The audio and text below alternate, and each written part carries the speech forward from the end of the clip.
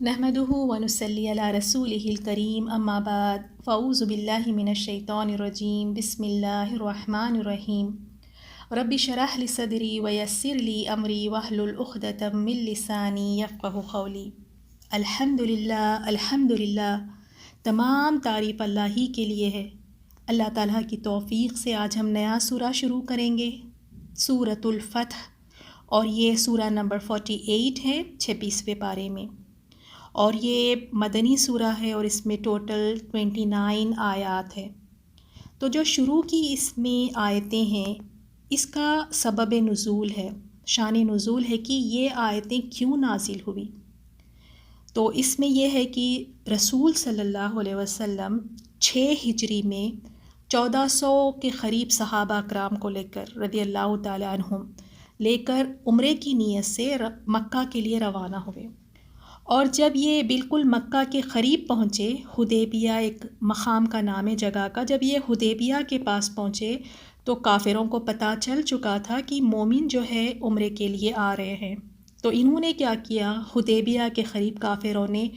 رسول صلی اللہ علیہ وسلم کو روک لیا، عمرہ نہیں کرنے دیا۔ اس بات پر رسول صلی اللہ علیہ وسلم نے یہ طے کیا کہ حضرت عثمان رضی اللہ تعالیٰ عنہ کو سفیر بنا کر، ایمبیسڈر بنا کر قریش کے پاس روانہ کرے کہ وہ مکہ جائے اور قریش کے پاس جائیں اور انہیں بتلائیں کہ یہ جتنے بھی آپ صلی اللہ علیہ وسلم کے ساتھ آئے ہیں بس عمرے ہی کے لیے تشریف لائے ہیں۔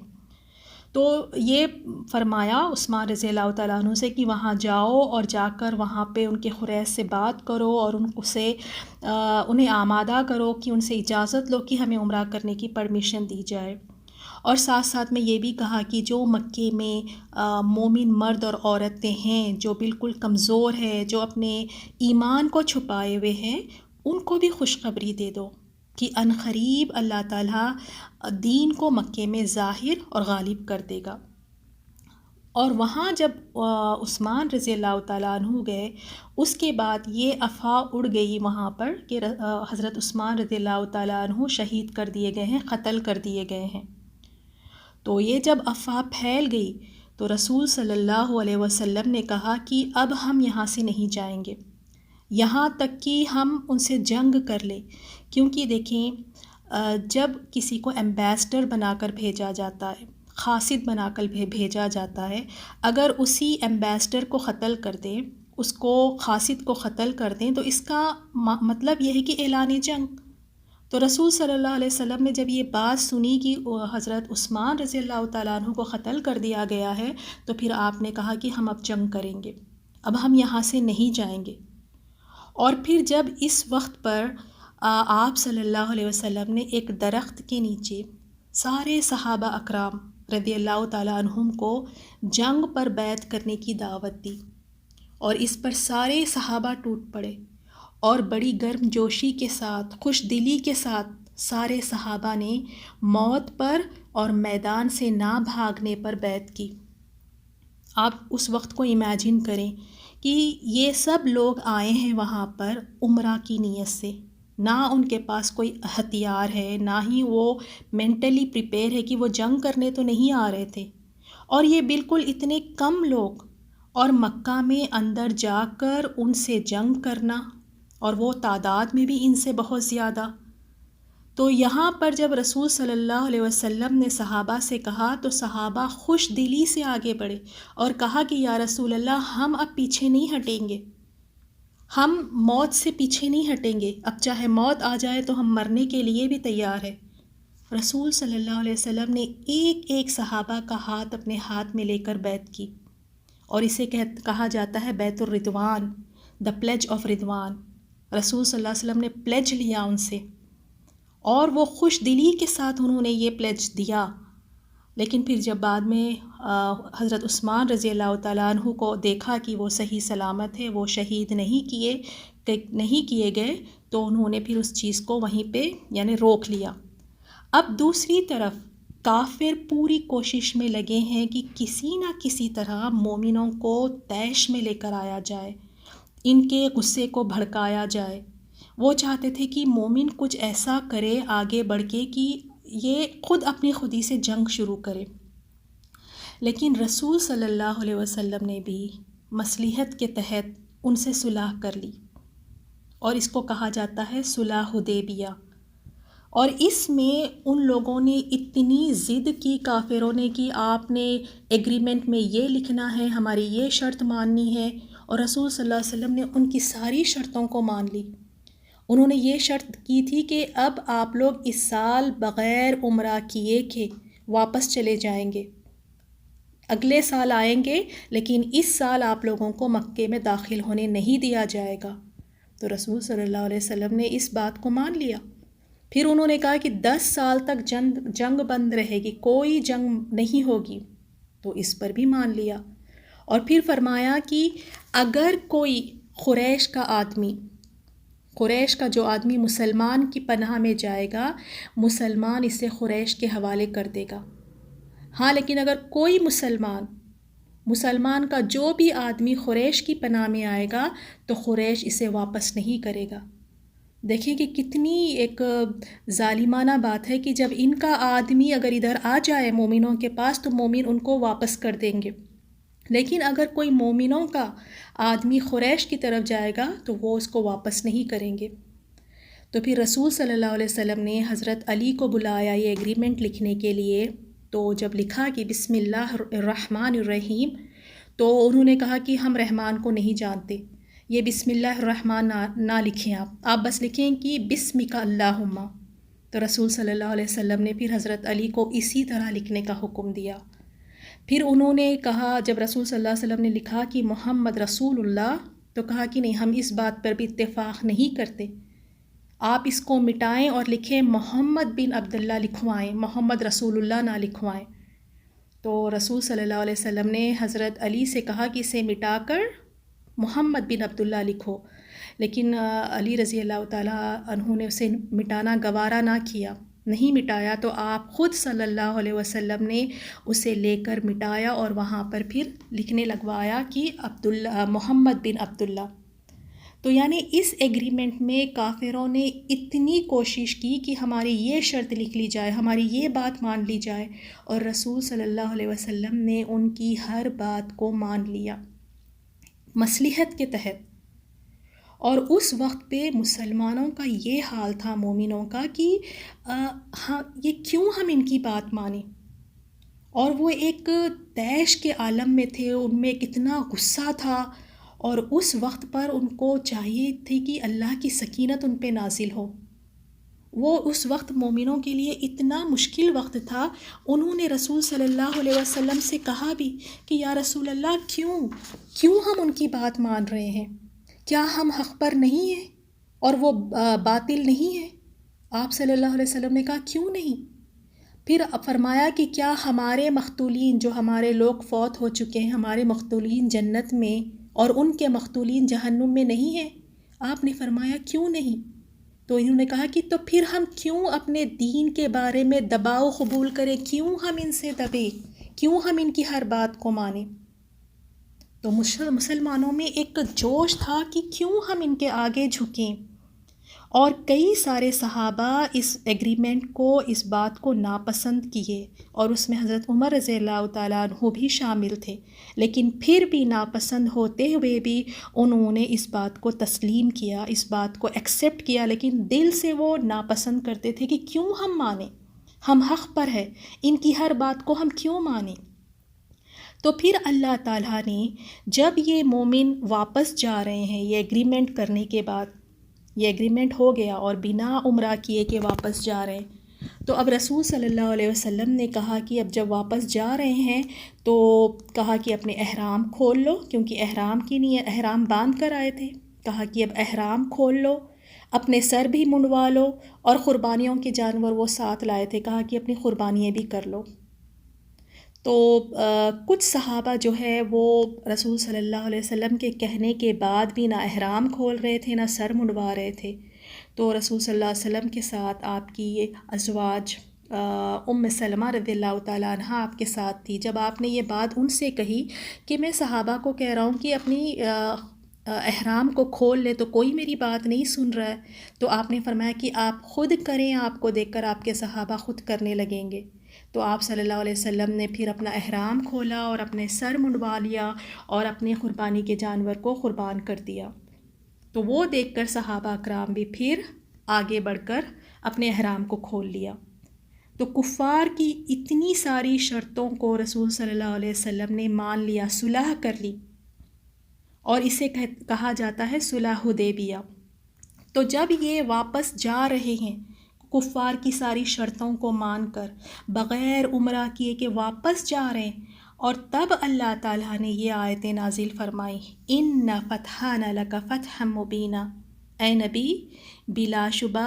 ہم نے آپ کو فتح مبین دی۔ اب دیکھیں کہ اس میں کہاں سے لگتا ہے کہ فتح ہوئی ہے؟ بنا عمرہ کیے کہ واپس جا رہے ہیں اور کافروں کی ساری شرطوں کو مان لیا، لیکن اللہ تعالیٰ نے فرمایا کہ یہ بہت واضح اور کلیئر فتح ہے صلح حدیبیہ کی،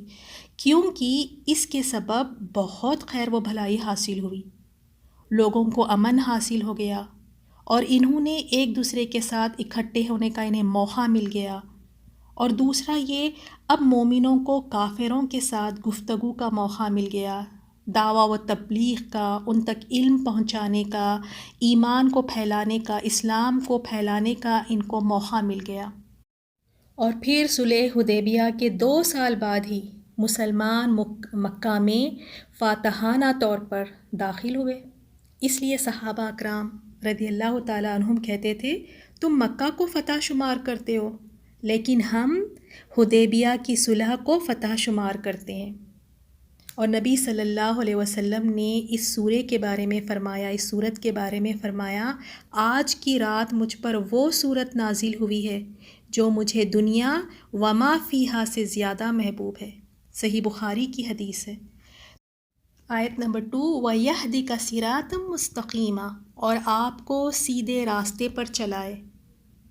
وَيَنْصُرُكَ اللَّهُ نَصْرًا عَزِيزًا، اور اللہ آپ کی زبردست مدد کرے، یعنی آپ اللہ تعالیٰ کے حکم کے آگے فرما برداری کرتے ہیں تو اس کی وجہ سے اللہ تعالیٰ آپ کے مقام و مرتبے کو سربلند کر کے آپ کے دشمنوں پر آپ کو فتح و نصرت سے سرفراز فرمائے گا۔ اور اللہ تعالیٰ نے رسول صلی اللہ علیہ وسلم کے اگلے اور پچھلے گناہ بخش دیے، یہ خاص رسول صلی اللہ علیہ وسلم کے لیے ہے، کوئی اس میں شریک نہیں ہے۔ آپ کے سوا کسی کے لیے بھی کسی صحیح حدیث میں اس طرح کا اجر و ثواب نہیں بتایا گیا کہ آپ کے اگلے اور پچھلے گناہ معاف فرما دیے ہیں۔ یہ شرف عظیم صرف اور صرف رسول صلی اللہ علیہ وسلم کو ہی حاصل ہے،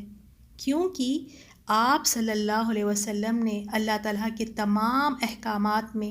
ایسی اطاعت کی، صبر اور استقامت کو اختیار فرمایا، اسی لیے اللہ تعالیٰ نے فرمایا کہ آپ کے پچھلے اور اگلے سب گناہوں کو اللہ تعالیٰ نے معاف فرما دیا۔ اور رسول صلی اللہ علیہ وسلم سے تو کوئی ایسا گناہ نہیں ہوا، پھر یہاں پہ یہ کیوں اس طرح کا ذکر ہے کہ آپ کے پچھلے اور اگلے گناہوں کو معاف فرما دیا؟ یعنی جو کوتاہیاں ہیں، جو خطائیں ہو گئی ہیں، تو اللہ تعالیٰ نے ان کو بھی معاف فرما دیا۔ جیسے آتا ہے عبداللہ بن ام مکتوم رضی اللہ تعالیٰ عنہ، جب یہ آپ کے پاس آئے اور اس وقت پر آپ صلی اللہ علیہ وسلم بڑے بڑے سردار قریش کے ساتھ بیٹھے تھے، جب یہ آئے وہاں پر تو آپ نے تھوڑی سی ناگواری ظاہر کی، جیسے فراؤننگ کہتے ہیں نا، تیوری تھوڑی سی چڑھائی، تو اللہ تعالیٰ کو یہ بات سخت ناپسند ہوئی، اور اس پہ دیکھیں سورہ عبسہ بھی نازل ہوا، سورہ عبسہ کا نزول اسی وجہ سے ہوا۔ اسی طرح رسول صلی اللہ علیہ وسلم نے اپنی ازواج کو راضی کرنے کے لیے شہد اپنے آپ پر حرام کر لیا تھا، تو یہاں پہ وہ جو کوتاہیاں ہیں اللہ تعالیٰ نے ان سب کو بھی معاف فرما دیا، جو گناہ بھی نہیں ہے، نہ کبیرہ ہے نہ صغیرہ گناہ، بس جو چھوٹی سی کوتاہیاں ہیں، جو چیزیں اللہ تعالیٰ کو ناپسند تھی، اللہ تعالیٰ نے ان سب کو بھی معاف فرما دیا۔ آیت نمبر 4 میں هو الذی، وہ ذات ہے جس نے انزلہ نازل کی، السکینۃ سکینت، فی قلوب المؤمنین مومنوں کے دلوں میں، لیزدادوا تاکہ وہ زیادہ ہو، ایماناً ایمان میں، ما ایمانہم اپنے ایمان کے ساتھ۔ یہ کس وقت کا واقعہ ہے کہ مومنوں کے دل پر اللہ تعالیٰ نے سکینت نازل فرمائی؟ یہ اس وقت ہے جب صحابہ اکرام اور رسول صلی اللہ علیہ وسلم کے پاس یہ آفاق پہنچی، یہ نیوز پہنچی کہ عثمان رضی اللہ تعالیٰ عنہ قتل کر دیے گئے ہیں۔ تو آپ صلی اللہ علیہ وسلم نے کہا کہ اب ہم اس جگہ سے نہیں ٹلیں گے، کیونکہ میں نے بتایا نا کہ ایمبیسڈر کو قتل کرنا یعنی اعلان جنگ، تو اب انہوں نے عثمان رضی اللہ تعالیٰ عنہ کو قتل کیا ہے، تو لہٰذا اب ہم جنگ کریں گے اور یہاں سے ہم نہیں ٹلیں گے۔ اس بات پر آپ صلی اللہ علیہ وسلم نے ایک درخت کے نیچے صحابہ سے بیعت لی، اور سارے صحابہ گرم جوشی کے ساتھ، خوش دلی کے ساتھ آئے اور انہوں نے بیعت لی، اور اس کے ساتھ کی موت پر اور میدان سے نہیں بھاگنے کی بیعت کی کہ اب ہم میدان چھوڑ کر نہیں بھاگیں گے۔ اور یہ کوئی آسان بات نہیں تھی، بیعت رضوان، موت کے اوپر بیعت کرنا کہ ہم لڑتے لڑتے مر جائیں گے لیکن یہاں سے واپس نہیں جائیں گے، اور مکہ میں جا کر لڑنا تھا بغیر ہتھیار کے،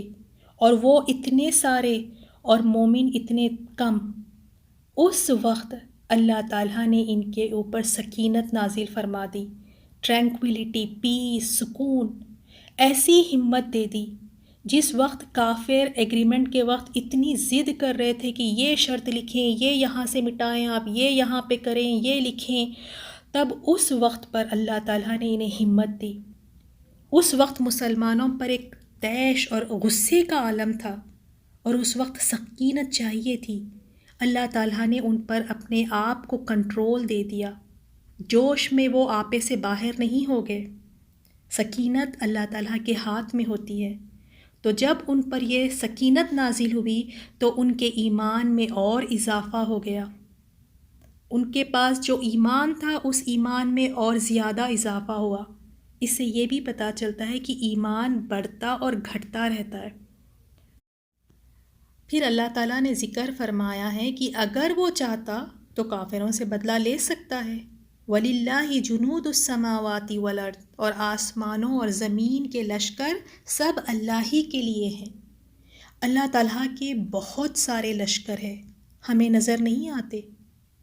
آسمانوں اور زمین میں پچھلی قوموں کے عذابوں کا ذکر جب ہم پڑھتے ہیں تو ہمیں پتہ چلتا ہے کہ اللہ تعالیٰ کے لشکر کہاں کہاں ہیں۔ کئی قوموں کو ہواؤں نے اس طرح پٹک پٹک کر پھینکا، وہ بھی تو اللہ تعالیٰ کے لشکر تھے۔ کہیں چیخ آئی اور وہ چیخ کی وجہ سے لوگوں کے کلیجے پھٹ گئے، وہ بھی اللہ کے لشکر تھے۔ کہیں سمندر پھٹ گئے، یہ سب اللہ تعالیٰ کے لشکر ہے، یہ ساری اللہ کے مخلوق ہے، وہ اللہ کے فرما بردار ہے، اپنے مالک کی سنتے ہیں۔ اور کورونا کووڈ کی طرف بھی دیکھ لیں کہ اللہ تعالیٰ کی مخلوق ہے، ساری دنیا لگی ہے، سارے سپر پاورز لگے ہیں، سارے ڈاکٹرز اور سائنٹسٹ لگے ہیں، ہفتوں سے نہیں مہینوں سے لگے ہیں، لیکن سب ناکام اس کے سامنے۔ وَكَانَ اللَّهُ عَلِيمًا حَكِيمًا، اور اللہ تعالیٰ جاننے والا اور حکمت والا ہے۔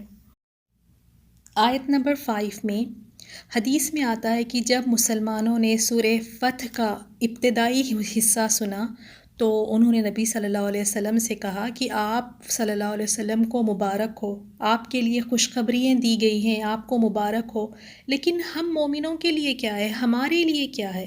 جس پر اللہ تعالیٰ نے آیت نمبر 5 کو نازل فرمایا،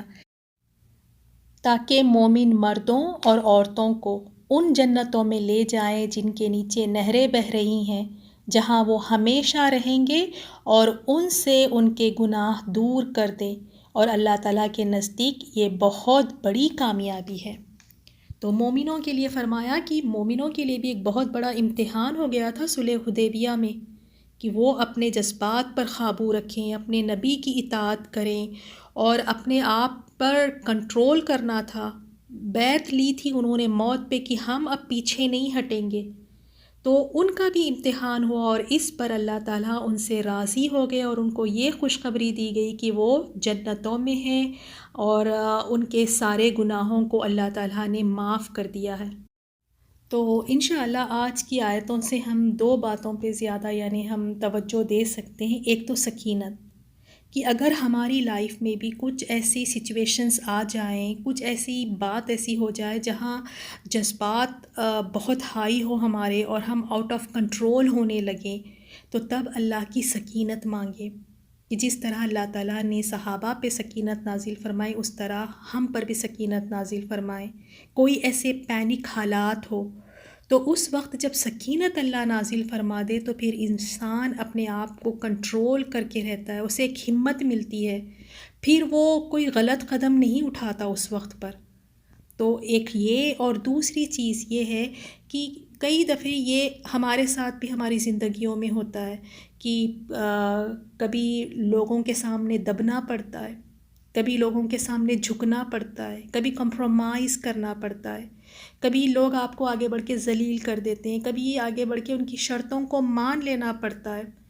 بڑا دل سے دکھ بھی ہوتا ہے کہ کیوں ہم ان کے آگے جھکیں، کیوں مانیں، کیوں اتنی بے عزتی سہیں، کیوں یہ کمپرومائز کریں۔ اللہ تعالیٰ نے قرآن میں فرمایا ہے الصلح خیر، صلح میں خیر ہے، اور جب صلح کرتے ہیں اس کے بعد صبر کریں، برداشت کریں اور انتظار کریں، حالات پلٹتے ہیں۔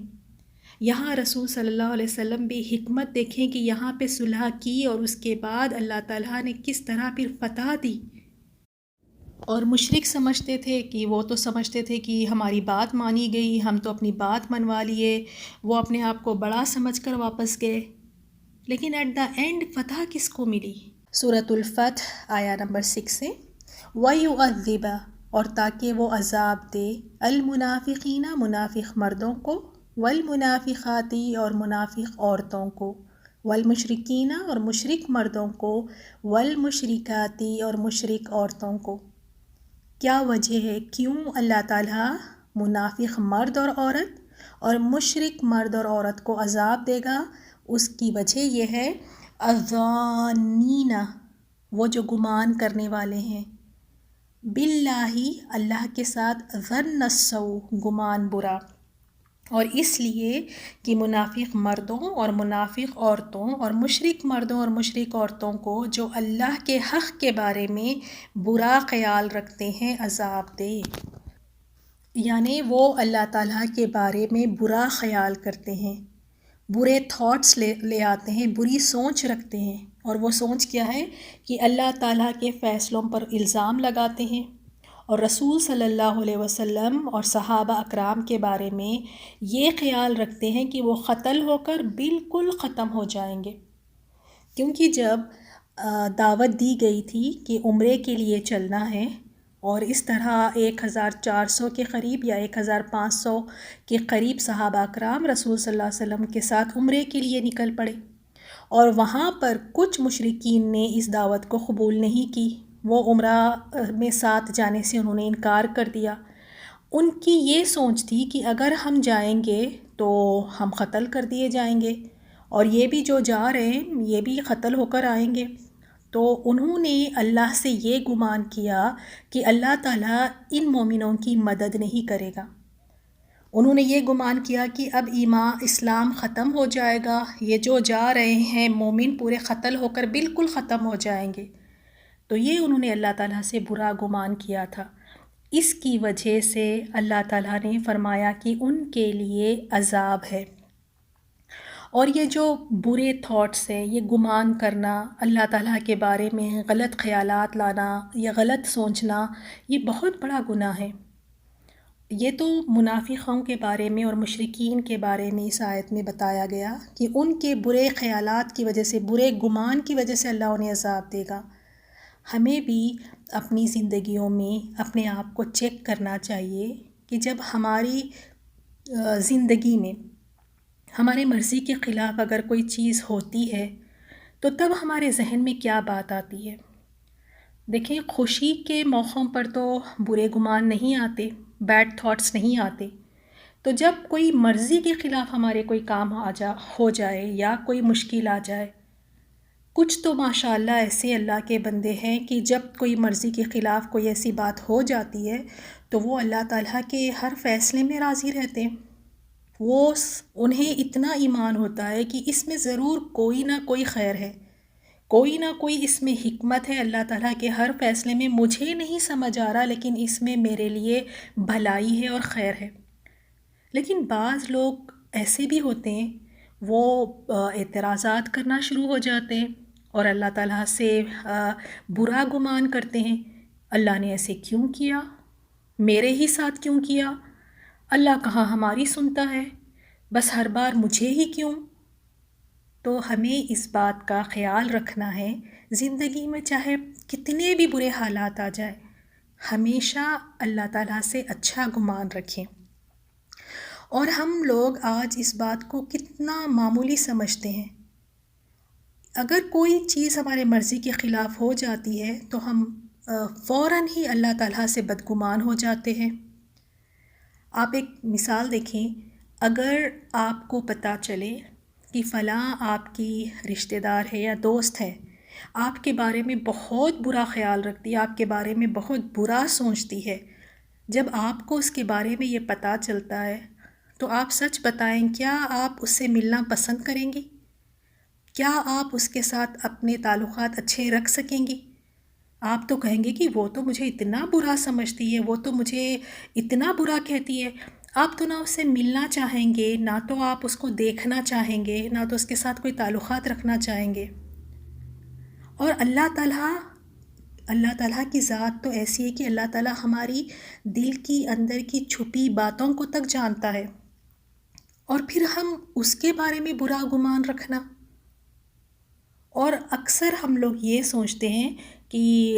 برا گمان کا مطلب یعنی جتنے مرضی گناہ کریں، جتنا ہی مرضی نافرمانیاں کریں، بس اب یہ گمان کرتے ہیں کہ اللہ تعالیٰ ہمیں بخش دے گا، کیونکہ حدیث میں ہے نا، رسول صلی اللہ علیہ وسلم نے فرمایا، حدیث کا مفہوم یہ ہے، اللہ تعالیٰ بندے کے گمان کے مطابق ہے۔ تو جیسا گمان آپ اللہ تعالیٰ کے ساتھ رکھیں گے، اللہ تعالیٰ اسی طرح کا معاملہ آپ کے ساتھ کرتا ہے۔ تو اس حدیث کا صحیح ایکسپلینیشن یہ ہے کہ ہر حال میں اللہ تعالیٰ کے ساتھ اچھا گمان رکھنا ہے، چاہے حالات میرے فیور میں ہو یا حالات میرے اگینسٹ ہو، چاہے مجھے اچھائی ملے چاہے مجھے کوئی مشکل ملے، ہر حال میں اللہ تعالیٰ سے اچھا گمان رکھنا ہے۔ اور یہ وہی کر سکتا ہے جس کے دل میں ایمان ہے۔ اب زندگی میں چاہے کتنے بھی اتار چڑھاؤ آئے، چاہے کتنے ہی مشکلات آئے، بیماریاں آئے، کوئی اگر بے اولاد ہے، کسی کے یہاں گھر میں بہت زیادہ تنگی ہے، کسی کے گھر میں ان کے بہت عزیز جو ہے وہ فوت ہو گئے ہیں، یا مالی مشکلات ہے، جو بھی ہے، اس میں مومن کیا خیال رکھتا ہے، کیا گمان رکھتا ہے کہ اس میں کوئی نہ کوئی خیر ہے، میں اپنے رب کے ہر فیصلے پہ راضی ہوں۔ تو یہ ہم نے اپنے آپ کی تربیت کرنی ہے، ہمیں اس طرح والا بندہ بننا ہے جو ہر حال میں اپنے مالک سے راضی رہتا اور کوئی گلہ شکوہ نہیں کرتا۔ تو اللہ تعالیٰ سے ہم دعا کرتے ہیں کہ اللہ تعالیٰ ہمیں ایسا ایمان دے کہ چاہے دنیا میں زندگی میں کچھ بھی ہو جائے، کتنی بڑی مشکلات یا مصیبتیں کیوں نہ آ جائیں، پھر بھی ہمارے دل مطمئن ہو اور ہم اللہ تعالیٰ سے راضی رہے کہ اس میں میرے رب کا کوئی نہ کوئی اس میں حکمت ہے، کوئی خیر ہے۔ تو اصل اللہ تعالیٰ سے اچھا گمان کا مطلب ہر حال میں اللہ تعالیٰ کے ساتھ اچھا گمان رکھیں۔ اور منافقوں نے کیا کیا؟ اللہ تعالیٰ کے ساتھ انہوں نے اچھا گمان نہیں رکھا۔ اس کی وجہ سے منافقوں کو آگ میں سب سے نچلے درجے میں ہوں گے، وہ آگ کے سب سے نیچے، لوویسٹ آف دا ہیل میں جو لیولز ہے، سب سے نچلے درجے میں ہوں گے منافق۔ حالانکہ وہ نمازیں بھی پڑھتے تھے، وہ صدقہ خیرات بھی کرتے تھے، وہ بہت ساری عبادتیں کرتے تھے، لیکن دیکھنے میں مسلمان لگتے تھے، لیکن ان کا اندر، ان کا دل ایمان سے خالی تھا۔ اور یہاں پہ ان کی ایک صفت کیا بتائی گئی کہ اللہ تعالیٰ سے بدگمان رہنا، اور ان کے لیے عذاب، اور دوسری بات ان کے لیے علیہم دائرۃ السوء، انہی پر برے حادثے واقع ہو، وغضب اللہ، اور اللہ تعالیٰ ان پر غصہ ہوا۔ انہوں نے مومنوں کے لیے یہ سوچا کہ اب یہ بالکل ان کے اوپر ہلاکت آ جائے گی، یہ ختم ہو جائیں گے، ان کے اوپر اللہ کا عذاب آئے گا، وہ اس کے انتظار میں تھے کہ مسلمانوں کے لیے کوئی عذاب اور ہلاکت آ جائے۔ تو اصل میں یہ ہلاکت اور عذاب انہی کا مقدر بننے والا ہے۔ انہوں نے مومنوں کے لیے برا سوچا تو یہ انہی کے نصیب میں آنے والا ہے۔ وغضب اللہ، اور اللہ تعالیٰ ان سے غصہ ہوا، ولعنہم، اور اس نے لعنت کی انہیں، وعد لہم، اور تیار کی ان کے لیے جہنم۔ دیکھیں کتنے سارے یہاں پہ بتائے گئے، ان کے لیے عذاب بھی ہے اور وہ وبال انہی پر آئے گا۔ اللہ تعالیٰ ان سے غضبناک ہوا، اللہ تعالیٰ کی ان پر لعنت ہے اور ان کے لیے جہنم کو تیار کیا گیا ہے۔ وساءت مصیرا، اور بری ہے وہ لوٹنے کی جگہ۔ تو یہ کوئی معمولی بات نہیں ہے کہ اللہ تعالیٰ پہ بڑھ کے شکایتیں لگانا، اللہ تعالیٰ پہ الزام لگانا، اللہ تعالیٰ کے فیصلوں پر الزام لگانا۔ تو اس وجہ سے ان کے ان عذابوں کا ذکر اس میں بتایا گیا۔ اب نیکسٹ آیت میں ہم دیکھتے ہیں، آیت نمبر 7 میں، وَلِلَّهِ جُنُودُ السَّمَاوَاتِ وَالْأَرْضِ، اور آسمانوں اور زمین کے لشکر اللہ ہی کے لیے ہے۔ اگر اللہ تعالیٰ چاہے تو ان پر عذاب بھیج سکتا ہے، اللہ تعالیٰ اتنی قدرت رکھتا ہے، لیکن اس میں اللہ تعالیٰ کی حکمت ہے۔ اللہ تعالیٰ انہیں مہلت دیتا ہے، جب تک چاہے اللہ انہیں مہلت دے، اور جب اللہ پکڑنے پر آئے تو پھر کوئی انہیں بچا نہیں سکتا۔ تو اللہ تعالیٰ کی حکمت ہے، اور اللہ تعالیٰ غالب ہے، اللہ تعالیٰ کر سکتا ہے، اور اللہ تعالیٰ ساتھ میں غالب ہونے کے ساتھ ساتھ حکیم بھی ہے، خوب حکمتوں والا ہے، اس کے ہر کام میں حکمت ہے۔ اب ہم آیت نمبر 8 سے 10 میں دیکھتے ہیں، اور یہ بھی بہت پیاری آیتیں ہیں۔ اس میں رسول اللہ صلی اللہ علیہ وسلم کی صفات کو بیان کیا گیا ہے۔ تو دیکھتے ہیں ان آیتوں کو۔ اِنَّا أَرْسَلْنَاكَ شَاهِدًا، یقیناً ہم نے اے محمد صلی اللہ علیہ وسلم آپ کو شاہد بنا کر بھیجا۔ شاہد یعنی مخلوق کے بارے میں گواہی دینے والا۔ رسول صلی اللہ علیہ وسلم حق کی گواہی دیں گے، اور یہ بھی ہے کہ قیامت والے دن ہر امت میں سے ایک پیغمبر اللہ کی بارگاہ میں گواہی دے گا۔ ہر پیغمبر وہ کہے گا، یا اللہ، ہم نے تو تیرا پیغام اپنی قوم کو پہنچا دیا تھا، اب انہوں نے نہیں مانا تو اس میں ہمارا کیا قصور ہے؟ پھر ان پر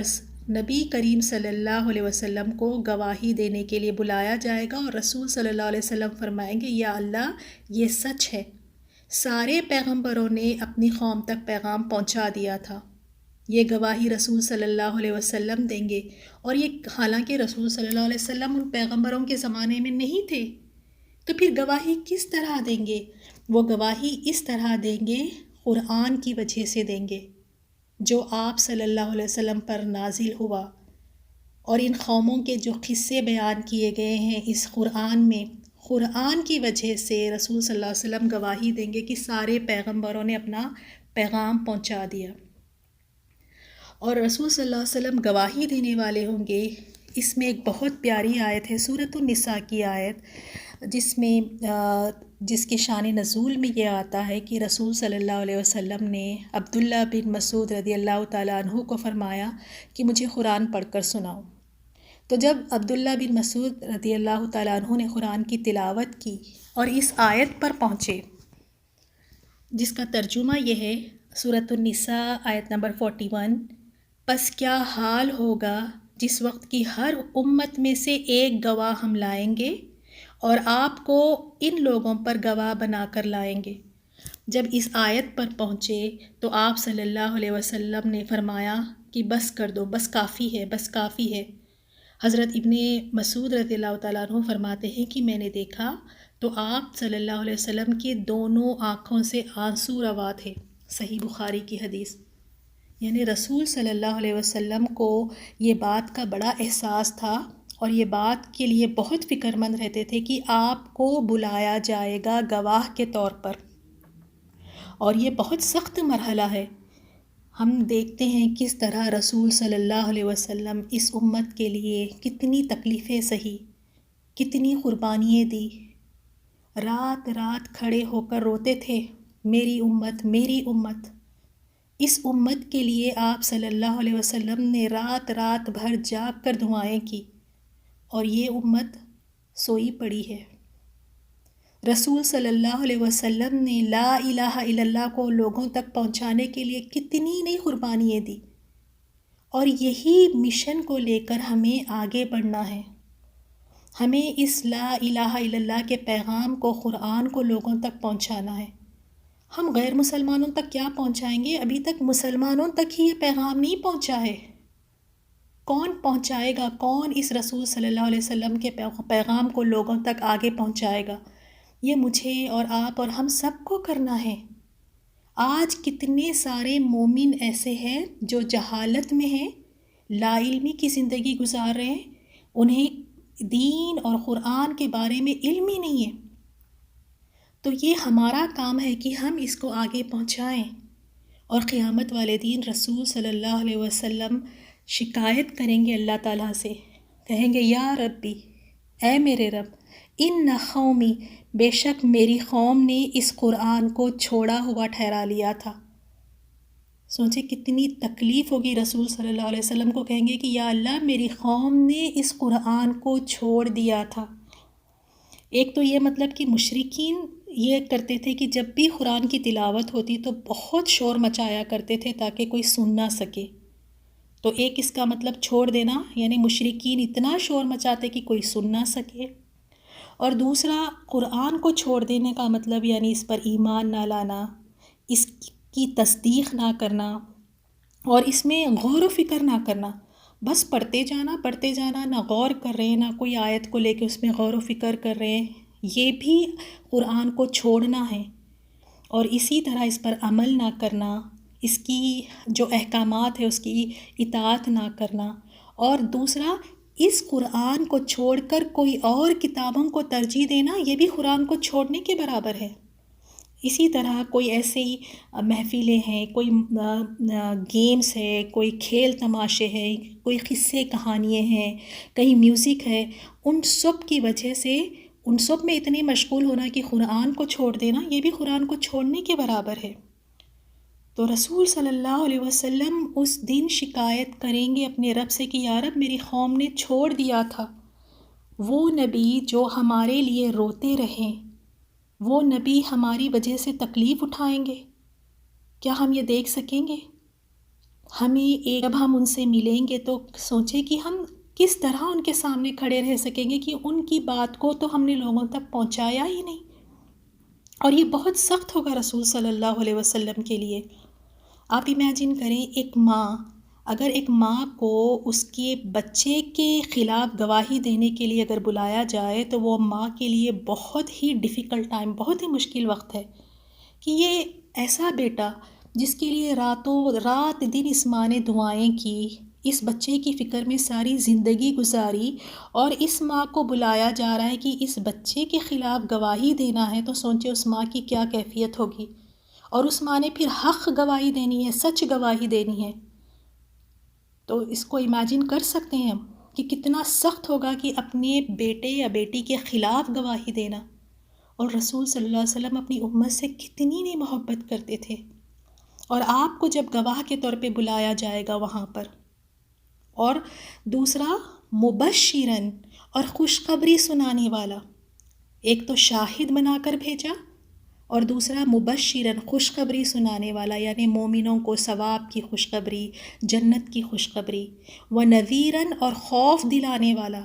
خوف کس کے لیے؟ کافروں کے لیے، کہ ان کو عذاب، ان کو جہنم کا خوف دلائے، ڈرانے والا، خوف دلانے والا۔ اور اس خوف دلانے میں بھی، اس ڈرانے میں بھی خیر خواہی ہے،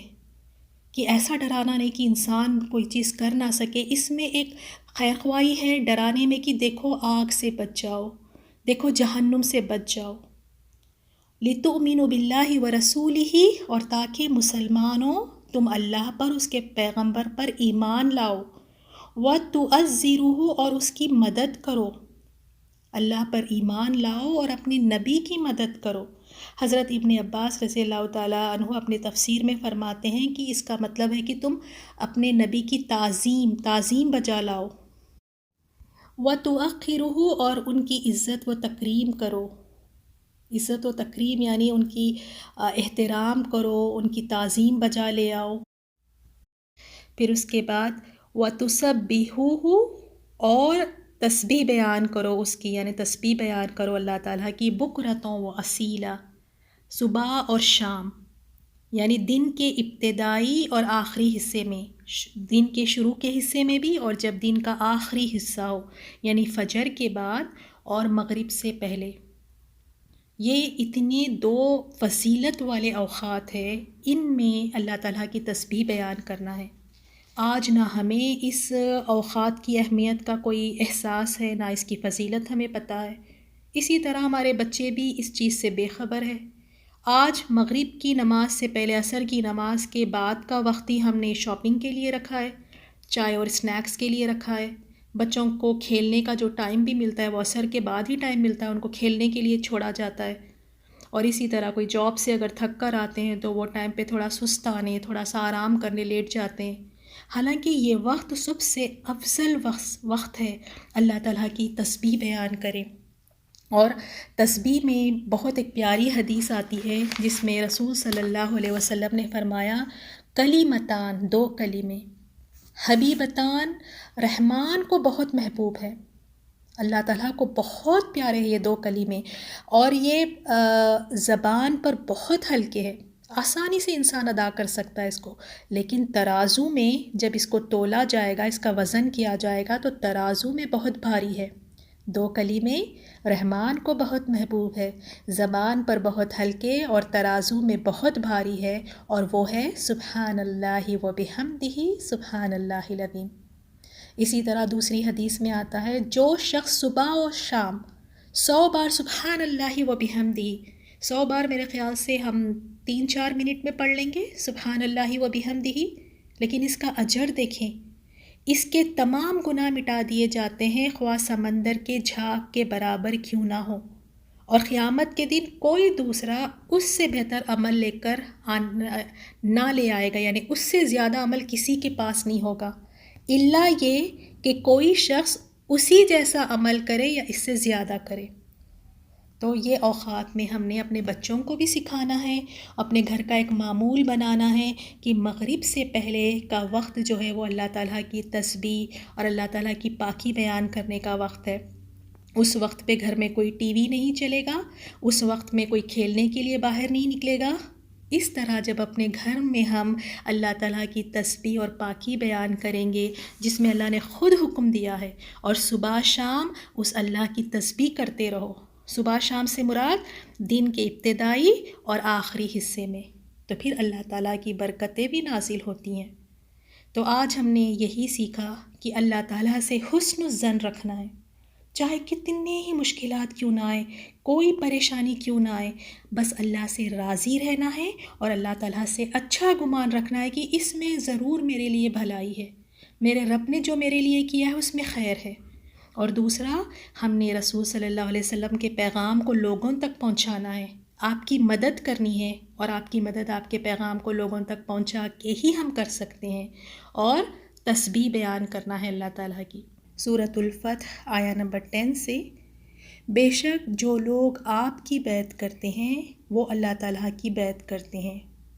جیسے اللہ تعالیٰ نے سورۃ النساء میں بھی فرمایا ہے، جو شخص رسول کی فرما برداری کرے گا تو بے شک اس نے اللہ کی فرما برداری کی ہے. تو یہ اس آیت میں دا پلیج آف رضوان کا ہی ذکر ہے جو ہم نے لاسٹ لیسن میں پڑھا تھا. تو تھوڑا سا پھر دوبارہ بریفلی ہم اس کو دیکھ لیتے ہیں کہ پلیج آف رضوان کیا تھا. جب رسول صلی اللہ علیہ وسلم نے اعلان کیا کہ ہم سب عمرے کے لیے نکلیں گے،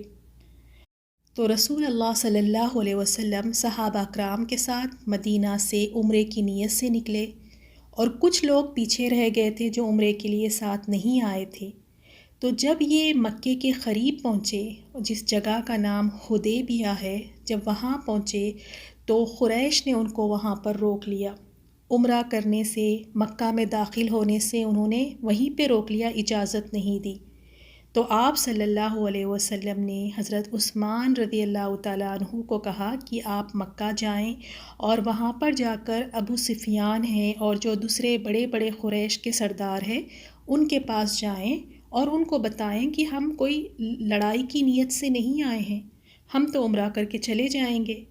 تو حضرت عثمان رضی اللہ تعالیٰ عنہ جب مکہ گئے یہ پیغام پہنچانے کے لیے، اور آپ نے یہ پیغام پہنچایا،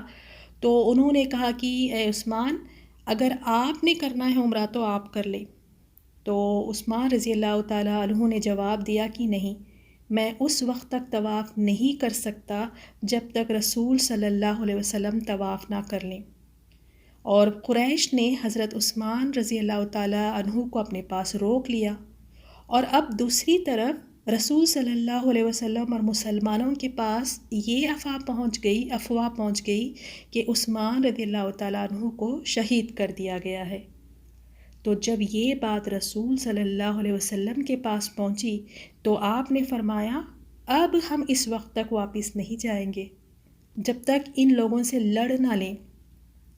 اسی مقصد کے خاطر رسول صلی اللہ علیہ وسلم نے لوگوں کو بیعت کے لیے بلایا، پلیج کے لیے بلایا، تو درخت کے نیچے بیعت الرضوان ہوئی، اور یہ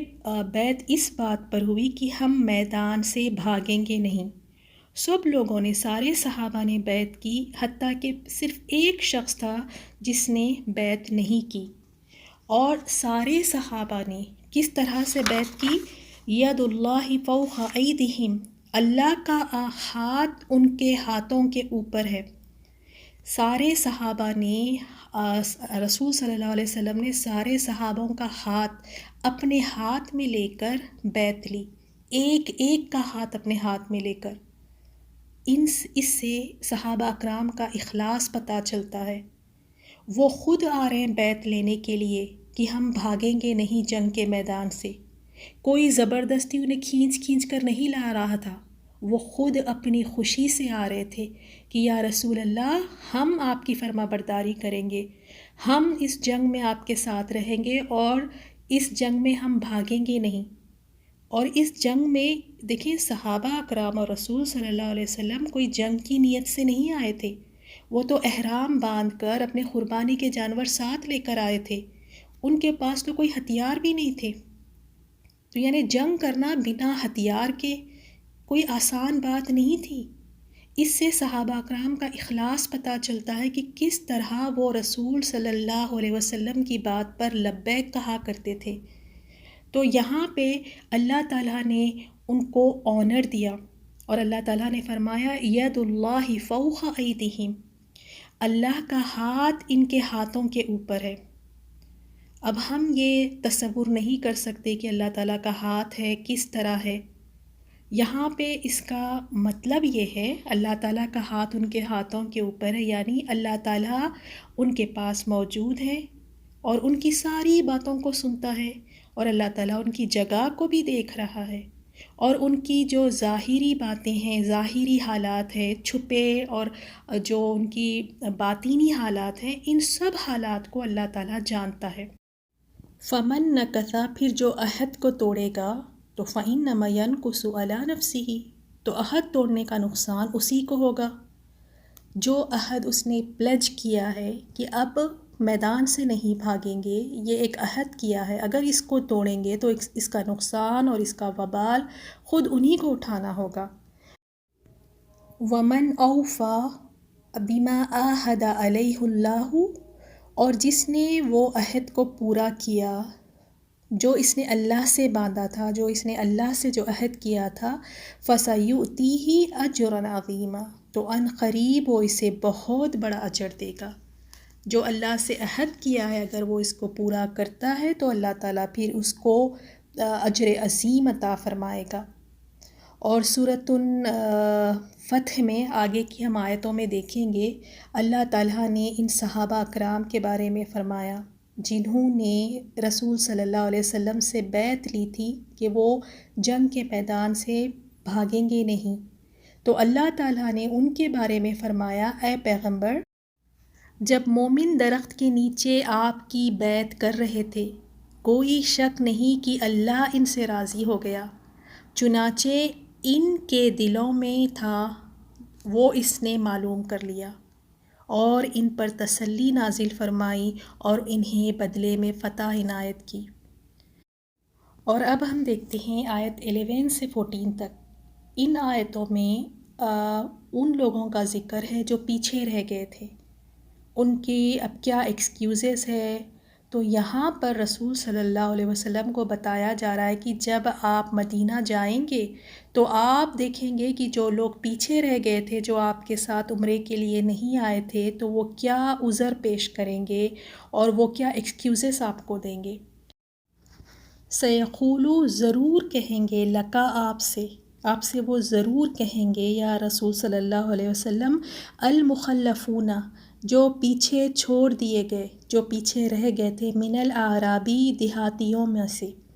جو لوگ پیچھے رہ گئے تھے، وہ آپ سے کہیں گے اور کیا ایکسکیوز دیں گے، شغلتنا ہمیں مشغول کر دیا تھا۔ تو وہ رسول صلی اللہ علیہ وسلم سے کہیں گے اب ہم کیا کریں، ہم اتنے بزی ہو گئے تھے، ہم اتنے مشغول ہو گئے تھے کس چیز میں، اموالنا ہمارے مالوں نے، و اہلونا اور ہمارے اہل و عیال نے، ہمیں اتنا مشغول کر رکھا تھا ہمارے فیملیز نے، ہمارے بیوی بچوں نے، گھر بار نے، ہمارے مال نے، اسی وجہ سے ہم آپ کے ساتھ مکہ نہیں جا سکے، اسی وجہ سے ہم آپ کے ساتھ عمرے کے لیے نہیں جا سکے۔ تو یہ ایکسکیوز وہ دیں گے اور پھر کہیں گے فاستغفر لنا، تو لہٰذا اے رسول صلی اللہ علیہ وسلم آپ ہمارے لیے استغفار کریں، اللہ سے کہیں کہ اللہ تعالی ہمیں بخش دے۔ اور یہ کوئی دل سے نہیں تھی ان کی بات کی، واقعی وہ اس پہ گلٹی فیل کر رہے تھے اور وہ دل سے چاہتے تھے کہ ان کو مغفرت ہو جائے، بس یہ ایک جیسے تکلف کے طور پہ کہہ رہے تھے کہ آپ ہمارے لیے دعا کریں، آپ ہماری مغفرت کی دعائیں کریں۔ تو اللہ تعالیٰ نے ان کے بارے میں فرمایا یقولون وہ کہتے ہیں، بِأَلْسِنَتِهِمْ اپنی زبانوں سے، ما جو لیس نہیں ہے فی قلوبہم ان کے دلوں میں۔ تو اللہ تعالیٰ نے یہاں پر بتا دیا کہ یہ لوگ اپنی زبانوں سے وہ بات کہتے ہیں جو ان کے دلوں میں نہیں ہے، ان کے دلوں میں کچھ اور ہی بات ہے، اور زبان سے کیا کہہ رہے ہیں کہ ہماری فیملی نے، ہمارے مال نے اتنا مشغول کر دیا تھا جس کی وجہ سے یا رسول اللہ ہم آپ کے ساتھ نہیں جا سکے۔ قل آپ کہہ دیجئے، فمن تو کون ہے جو یملکو اختیار رکھتا ہے، لکم تمہارے لیے، من اللہ شیئن اللہ سے کسی چیز کا، ہے کیا کسی کا اختیار، ان ارادہ اگر اللہ ارادہ کر لے، وہ ارادہ کر لے، بکم تمہارے ساتھ، ضررن نقصان کا، او یا ارادہ بکم اگر وہ ارادہ کرے تمہارے ساتھ، نفعا نفع کا، کہہ دیں کہ اگر اللہ تعالیٰ تم لوگوں کو نقصان پہنچانا چاہے یا تمہیں فائدہ پہنچانے کا ارادہ اگر رکھتا ہے، اللہ تعالیٰ فائدہ پہنچانا چاہے، تو کون ہے جو اس کے سامنے تمہارے لیے کسی بات کا کچھ اختیار رکھتا ہے، یعنی کسی کے پاس یہ اختیار ہے ہی نہیں، یعنی اللہ تعالیٰ تمہارے بارے میں جو ارادہ فرمائے اسے ٹال دینے پر کسی کی قدرت نہیں ہے۔ اگر اللہ تعالیٰ چاہے تو تمہیں تمہارے گھروں میں نقصان دے، تمہارے گھروں میں تم کو رسوا کرے، تو کون ہے جو تمہیں اس چیز سے بچا سکے گا، یا اگر اللہ تعالیٰ تمہیں کوئی نفع دینا چاہے، کوئی فائدہ دینا چاہے، تو کون ہے جو اس کو روک سکتا ہے۔ بل کان اللہ بما تعملون خبیرا، بلکہ جو کچھ تم کرتے ہو اللہ تعالیٰ اس سے خوب واقف ہے، جو تم ایکسکیوزز دے رہے ہو، جو تمہارے دل میں ہے، اللہ تعالیٰ ان سب چیزوں سے واقف ہے۔ اب آیت 12 میں ان کی اصل جو ریزن ہے جو پیچھے رہ گئے تھے وہ یہاں پہ بتایا گیا، وہ یہ کہ بلکہ زنن تم نے گمان کیا تھا، ان یہ کہ لن ہرگز نہیں، ینقلبا واپس لوٹیں گے، رسول والمؤمنون اور مومن، الی اہلیہم اپنے اہل و عیال کی طرف، ابداً کبھی بھی، بلکہ تم لوگوں نے یہ سمجھ لیا تھا کہ رسول اور مومن اپنے اہل و عیال کی طرف کبھی بھی لوٹ کر نہیں آئیں گے۔ ان کے پیچھے رہنے کا اصل مقصد یہی تھا، وہ یہ سوچا کرتے تھے کہ ابھی تو کافر جو ہے بہت غلبہ ہے، ان کا بہت طاقتور ہے، مسلمان کمزور ہے، اور مسلمان عمرے کے لیے جا رہے ہیں، کوئی ہتھیار بھی ان کے پاس نہیں ہے۔ اگر ایسی حالت میں کافروں نے مسلمانوں کے ساتھ اگر لڑنے کا فیصلہ کر لیا تو مسلمان تو خالی ہاتھ ہے، تو ان کا مقابلہ کس طرح کریں گے؟ تو اسی وجہ سے، موت کی ڈر کی وجہ سے، کہ اب یہ بچ کر واپس نہیں آئیں گے، یہ تو بے وقوفی ہے کہ بغیر ہتھیار کے جا رہے ہیں، اور اگر کافر لڑنے پہ اگر آمادہ ہو جائیں تو یہ اپنے آپ کو کیسے ڈیفینڈ کر سکیں گے؟ تو وہ یہی سوچتے تھے مسلمان تو شہید کر دیے جائیں گے، ان کی جڑ کٹ جائے گی، وہ وہاں جائیں گے تو تباہ و برباد ہو جائیں گے، اور یہ بالکل زندہ واپس آ ہی نہیں سکیں گے۔ تو انہوں نے اللہ تعالیٰ سے بھی غلط گمان کیا، برا گمان کیا کہ اللہ تعالیٰ مومنوں کی مدد نہیں کرے گا۔ اور دوسری بات ان کی یہاں پہ یہ بھی بتائے گی، وَزُيِّنَ، اور مزین کر دی گئی تھی، ذَلِكَ، یہ بات، فی قلوبکم، تمہارے دلوں میں۔ اور جتنا یہ اس بارے میں سوچتے جا رہے تھے اتنا ہی وہ اپنے آپ کو کنونس کرتے جا رہے تھے۔ جتنا یہ سوچتے تھے کہ جانا بے وقوفی ہے، وہاں پہ اگر جائیں گے تو بچ کے واپس تو نہیں آئیں گے، جتنا یہ سوچ رہے تھے نا، یہ باتیں ان کو اتنا کنونس کرتی جا رہی تھی کہ کیا فائدہ ہے ان کے ساتھ جانے کا، کچھ نہیں حاصل ہوگا، بلکہ ہلاک ہی ہو کے آئیں گے۔ تو وہ مطمئن تھے اپنی اس بات سے۔ اور اللہ تعالیٰ نے فرمایا یہاں پہ، وَظَنَنْتُمْ، اور تم نے گمان کر لیا تھا، ظَنَّ السَّوْء، گمان برا۔ یہ جو تم نے اللہ تعالیٰ پہ جو گمان کیا کہ اللہ تعالیٰ مومنوں کی مدد نہیں کرے گا، وہ سب ہلاک ہو جائیں گے، یہ تم نے بہت برا گمان کیا۔ وَكُنْتُمْ، اور تم تھے، قَوْمًا بُورًا، لوگ ہلاک ہونے والے۔ یعنی یہ وہ لوگ ہیں، اگر وہ دنیا میں اللہ تعالیٰ کے عذاب سے بچ گئے تو آخرت میں تو بچ کر نہیں جا سکتے، وہاں تو عذاب ہر صورت میں انہیں بھگتنا ہوگا۔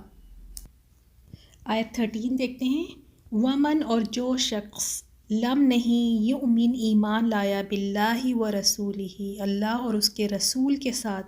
فإنا، تو بلا شبہ ہم نے، اعتدنا، تیار کی ہم نے، للکافرین، ایسے کافروں کے لیے، سعیرا، خوب بھڑکتی ہوئی آگ۔ آیت نمبر 14، وَلِلَّهِ مُلْكُ السَّمَاوَاتِ وَالْأَرْضِ، اور اللہ ہی کے لیے ہے بادشاہی آسمانوں اور زمین کی، یغفر لمن یشاء، وہ بخشتا ہے جس کو وہ چاہتا ہے، وَيُعَذِّبُ، اور وہ عذاب دیتا ہے، من یشاء، جسے چاہتا ہے، وَكَانَ اللَّهُ، اور ہے اللہ تعالیٰ، غفور الرحیم، بہت بخشنے والا، بہت مہربان۔ یعنی اس کا مطلب، یعنی اگر تم ایمان لے کر آؤ، نفاق سے توبہ کر لو، اللہ تعالیٰ سے معافی مانگ لو، تو اللہ تعالیٰ تمہیں ضرور معاف فرمائے گا۔ اگر تم پلٹنا چاہو، اگر تم نادم ہو اپنے گناہوں پر، تو تم اللہ تعالیٰ کو غفور اور رحیمہ پاؤ گے، نہایت مہربان اور رحم کرنے والا۔ تو دیکھیں، جو لوگ پیچھے رہ گئے تھے، کس طرح کے انہوں نے بہانے بنائے، ہمیں تو مشغول کیا ہمارے مال نے، ہمارے گھر بار نے، بس ہم کیا کریں، ہماری مجبوری ہے، اگر ہم جاتے تو پیچھے کون ہمارے گھر والوں کا خیال رکھتا، کون ہمارے مال کا خیال رکھتا، تو اے نبی آپ ہمارے لیے بخشش کی دعائیں کریں۔ تو وہ اس طرح کے بہانے رسول صلی اللہ علیہ وسلم کو بتا رہے تھے۔ تو جو صحابہ اکرام رضی اللہ تعالیٰ عنہم، جو رسول صلی اللہ علیہ وسلم کے ساتھ گئے، کیا ان کی فیملیز نہیں تھیں؟ کیا ان کے گھر بار، ان کے کاروبار نہیں تھے؟ ان کی بھی فیملیز تھیں، ان کے بھی گھر بار تھے، ان کے بھی بچے تھے، لیکن انہوں نے رسول صلی اللہ علیہ وسلم کی اطاعت کی۔ یہ سب چیزوں کو پیچھے چھوڑ کر آپ سب رسول صلی اللہ علیہ وسلم کے ساتھ چل پڑے۔ تو بات اصل میں یہ ہے کہ انسان پریورٹی کس کو دیتا ہے، ترجیح کس چیز کو دیتا ہے۔ جس دن اللہ تعالیٰ کو ترجیح دیں گے، پریورٹی پہ سب سے ٹاپ لسٹ پہ جب ہم اللہ تعالیٰ کو رکھیں گے، تو پھر یقین کریں کہ اس وقت فیصلہ کرنے میں دیر نہیں لگے گی۔ اور اس طرح کے ایکسکیوز جو ان لوگوں نے جو پیچھے رہ گئے تھے مدینہ میں، جس طرح کے انہوں نے ایکسکیوزز دیے، کیا اس طرح کے ایکسکیوزز آج بھی سننے کو نہیں ملتی ہیں؟ آج بھی اس طرح کے، اس قسم کے ایکسکیوزز لوگ دیتے ہیں کہ کیا کریں ہم، کرنا تو بہت چاہتے ہیں دین کے لیے، قرآن سیکھنا چاہتے ہیں، کیا کریں ہم نماز بھی پڑھنا چاہتے ہیں، بس مجبوری ہے، بس ہمارا جاب، بس ہمارے بچے، بس ہماری فیملی.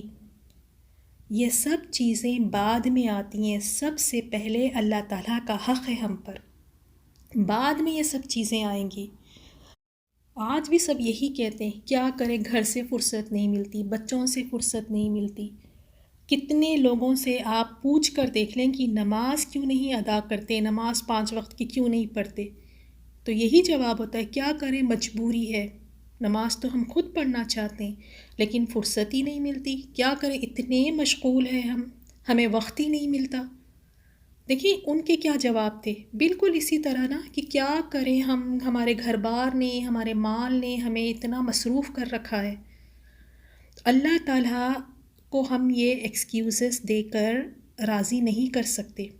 یہ والے ایکسکیوزز انسانوں کو دے کر بے شک ہم ان کو راضی کر سکتے ہیں، ان کو بہلا سکتے ہیں. اللہ تعالیٰ ہماری باتوں کو نہیں دیکھتا، اللہ تعالیٰ ہماری نیت، ہماری کوششوں کو دیکھتا ہے. اور اللہ تعالیٰ یہ بھی جانتا ہے کس کا ایکسکیوز جینیون ہے، واقعی کس کے پاس ریزن ہے. اللہ تعالیٰ یہ جانتا ہے. اللہ تعالیٰ یہ بھی جانتا ہے کہ کون اس عمل کو کر سکتا تھا اور کون نہیں کر سکتا تھا، کس کے بہانے واقعی صحیح بہانے، صحیح جینیون ریزن ہے، اور کوئی بس ایسے ہی بس اپنے آپ کو یعنی بچانے کے لیے بس بہانے بنا رہا ہے. تو ہمیں اپنی زندگیوں میں اللہ تعالیٰ کو سب سے پہلے پریورٹی دینا ہے، سب سے اول درجے پہ اللہ تعالیٰ کو ہم نے رکھنا ہے. اس کے بعد ہی پھر ہماری فیملی آئیں گی، ہمارے بچے آئیں گے، اپنے خود کا نفس، دنیا، یہ ساری چیزیں بعد میں آئیں گی. لیکن اللہ تعالیٰ ہم سب کو معاف کرے، ہم نے اللہ تعالیٰ کو آخری درجے میں رکھا ہے کہ جب گھر کے سارے کام بھی ہو جائیں گے، جب بچوں سے بھی ہمیں فرصت مل جائے گی، جب سب کچھ ہو جائے گا، جب وقت ملے گا، تو تب ہم دیکھیں گے قرآن کی طرف، تب ہم آئیں گے نمازوں کی طرف، تب ہم آئیں گے دین کی طرف. اب ہمارے پاس وقت نہیں ہے کیونکہ ہم بڑے مصروف ہیں. اسی وجہ سے ہماری زندگیوں میں برکت نہیں ہے، ہمارے وقت میں بھی برکت نہیں ہے، کیونکہ جو وقت ہم نے اپنے رب کے لیے لگانا تھا اس کو نہیں لگا کر ہم دنیا میں اپنا وقت لگا رہے. اسی لیے ہمارے وقتوں میں سے برکت اٹھ گئی ہے. اگر ہم چاہتے ہیں کہ اللہ ہمارے وقتوں میں برکت عطا فرمائے تو زیادہ سے زیادہ وقت ہمیں دین کے لیے، قرآن سمجھنے سیکھنے کے لیے، نمازوں کے لیے، ان چیزوں کے لیے ہمیں وقت نکالنا چاہیے. اور دوسری چیز جو آج ہم نے سیکھی وہ یہ ہے کہ بدگمانی، کسی کے لیے ہم بدگمان نہیں ہونا ہے. اللہ تعالیٰ کے لیے بھی ہمارے ذہن میں کوئی ایسی بدگمانی نہیں آنا چاہیے کہ پتہ نہیں اللہ میری مدد کرے گا بھی کہ نہیں، پتہ نہیں اللہ میری بات سنے گا بھی کہ نہیں، اللہ تعالیٰ تو میری سنتا ہی نہیں. اس طرح کی بدگمانی نہ تو اللہ کے لیے آنی چاہیے نہ ہی کسی اور کے لیے. اگر انسان سوچے بھی تو اچھا سوچے. جو انسان دل سے صاف ہو تو وہ دوسروں کے لیے بھی ہمیشہ اچھا ہی سوچتا ہے، اور جو انسان اندر ہی اس کا خراب ہے، اندر ہی اس کا گلا سڑا ہوا ہے، تو وہ جب بھی دوسروں کی طرف دیکھے گا تو ان سے بدگمانی ہوگا اور ان میں برائیاں ہی ڈھونڈ کے نکالے گا. تو اللہ تعالیٰ ہمیں توفیق دے کہ ہم ہمیشہ اللہ تعالیٰ سے اچھا گمان رکھیں اور مومنوں کے ساتھ بھی ہمیشہ ان کے بارے میں اچھا سوچیں. سبحانک اللہم و بحمدک، نشہد ان لا الہ الا انت، نستغفرک و نتوب الیک. السلام علیکم ورحمۃ اللہ وبرکاتہ.